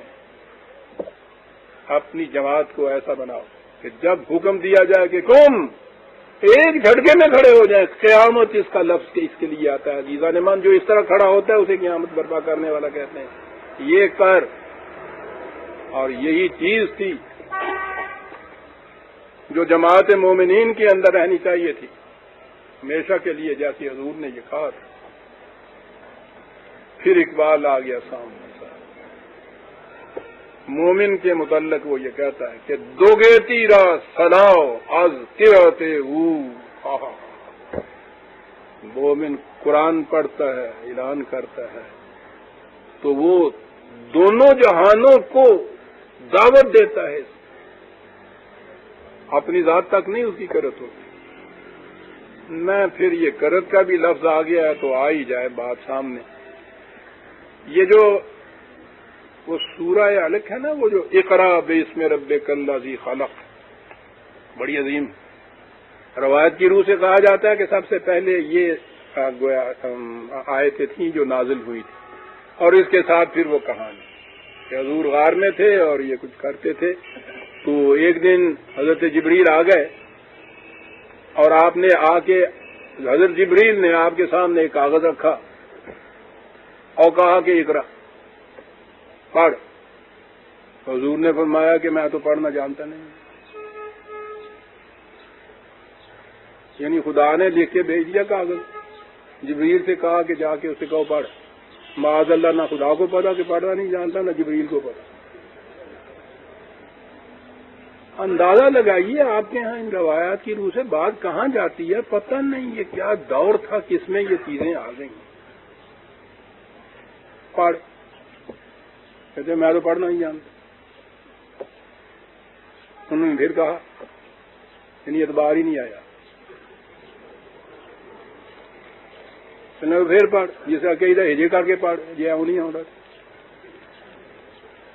عزیزوں نے من کلیجہ شک ہو جاتا ہے، کیا کروں کہ کیا باتیں.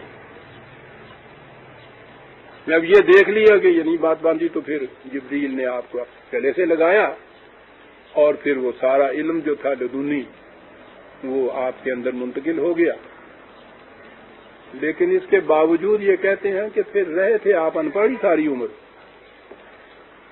کیا کیا باتیں کر رہے ہیں. پہلی وہی اگر یہ تھی ہو سکتا ہے جیسے وہ قم والی جو چیز ہے پہلا پروگرام ہے اقرا، وہ جو قم تھا وہ رب کا فکبر تھا نا. اقرا باسم ربک الذی خلق، وہی ربوبیت سے ابتدا ہوتی ہے ساری. یہ اقرا یا قرآن کے متعلق کہتے ہیں وہ چیز جو زیادہ پڑھی جائے. اقرا کے معنی پڑھنا ہوتا ہے. عزیزان مان اس کے بنیادی معنی ہوتے ہیں پروکلیم کرنا، اعلان کرنا کسی چیز کا، دنیا میں اعلان کر دے. قرآن کے معنی پروکلیمیشن ہوتا ہے. وہ جو سلطنت کی طرف سے منشور ایک جس کا اعلان کیا جاتا ہے نا کہ یہ ہمارا منشور ہے. قرآن یہ نظام خداوندی کا منشور ہے، پروکلیمیشن ہے جو دنیا میں اس کا اعلان کیا جائے گا. یہ ہے وہ چیز. اقرا کے معنی ہے پروکلیم کرنا، اعلان کرنا. اٹھ اعلان کر کس چیز کا؟ خدا کی صفت ربوبیت جو ہے اس کا عالمگیر اعلان کر دے. اس نے انسان کو پیدا کیا تو یہ نہیں کہ پیدا کیا اور اس کے بعد موت تاری اس پہ ہو.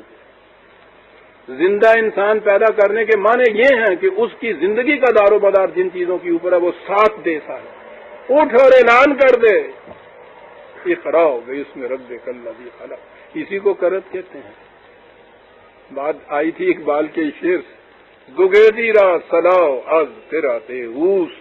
مومن کی قرت جو ہے قرآن کی، قرآن کا پڑھنا نہیں ہے، اعلان کرنا ہے قرآن کے پروگرام کا. دونوں دہانوں کو وہ دعوت دیتا ہے مومن. مسلمان لا یموت از رکعت اوس. رکعت کے معنی یہ دو رکعتاں ایسی کہنے ہیں نا. رکعت کے معنی رکوع، خدا کے سامنے جھک جانا. خدا کے سامنے مومن جھکتا ہے تو لا یموت ہو جاتا ہے. وہ بھی ہے یہ لا یموت ہے، مرتا نہیں ہے، پھر یہ زندہ جاوید ہو جاتا ہے. اس کی حیات جاوید حاصل کر لیتا ہے خدا کے قوانین کے سامنے جھکنے سے. نداند کشتہ این اثر بے سوز. اس زمانے کا کشتہ مارا ہوا انسان، وہ زمانہ کہ جس کے اندر خود سوز نہیں ہے، اپنے اندر سوز نہیں ہے، دوسروں کو مار دیتا ہے. کیا بات کہہ گیا ہے صاحب. این اثر بے سوز ندانت، کیا جانے وہ یہ قیامت ہا کہ در قد قامت اوس. یہ اذان کے بعد جب جماعت کھڑی ہوتی ہے تو اس میں یہ ہے نا، اس میں یہ لفظ ہوتے ہیں قد قامت الصلاۃ، قد قامت الصلاۃ.